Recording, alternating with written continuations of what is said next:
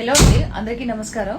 నిన్న జగన్మోహన్ రెడ్డి గారు press meet పెట్టి పెద్ద మొదటి మాటలు మాట్లాడడం జరుగుతుంది. సో ఆయన ఏం మాట్లాడాడు, ఆయన గతంలో ముఖ్యమంత్రిగా ఉన్నప్పుడు ఏం వెలగబెట్టారని చెప్పే ప్రయత్నం ఆంధ్ర ప్రజలకు అందరికీ చెప్పే ప్రయత్నం చేస్తాను. కొంచెం చెవులు రిక్కించి వినండి అని నా యొక్క ప్రార్థన అన్నమాట.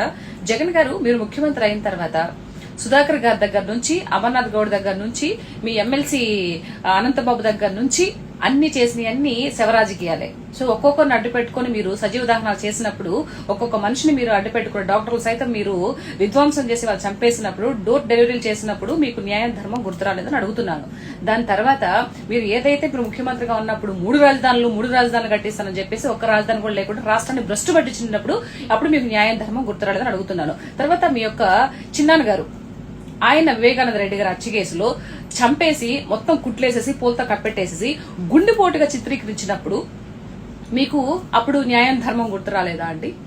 మీరు ముఖ్యమంత్రి అయిన తర్వాత యువతకి ఉద్యోగాలు ఇవ్వకుండా, ఒక్కసారి కూడా డిఎస్సి రిలీజ్ చేయకుండా, వాళ్ళ యొక్క భవిష్యత్తును నాశనం చేసి, ఏజ్ లిమిట్ కూడా దాటిపోయి వాళ్ళ జీవితాలతో ఆడుకున్నప్పుడు మీకు న్యాయం ధర్మం గుర్తురాలేదని అడుగుతున్నాను.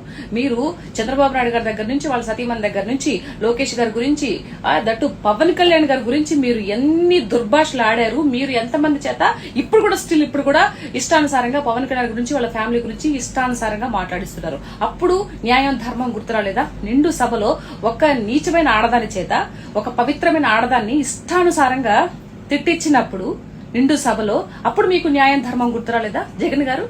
ఇప్పుడు మళ్ళీ న్యాయం ధర్మం అని మాట్లాడుతున్నారు. ఏంటి ఏదో ఒకటి తీసుకొచ్చారు, మావిగన్ అయితే మాకు ఓటేయండి, అమరావతి అయితే కూటమి ప్రభుత్వానికి ఓటేయండి అని చెప్పేసి చెప్తున్నారు. మీరు ముఖ్యమంత్రి కారు, ఇది మటుకు క్లియర్. మీరు ఎన్ని చేసుకున్నా మీరు ఇది కారు. ఎందుకు అంటే మీకు ప్రజలకు సేవ చేద్దామనే ఒక భావన మీలో ఎక్కడా లేదు. వాళ్ళ నోటికాడు కూడిని మీరు లాగేసుకుంటున్నారు.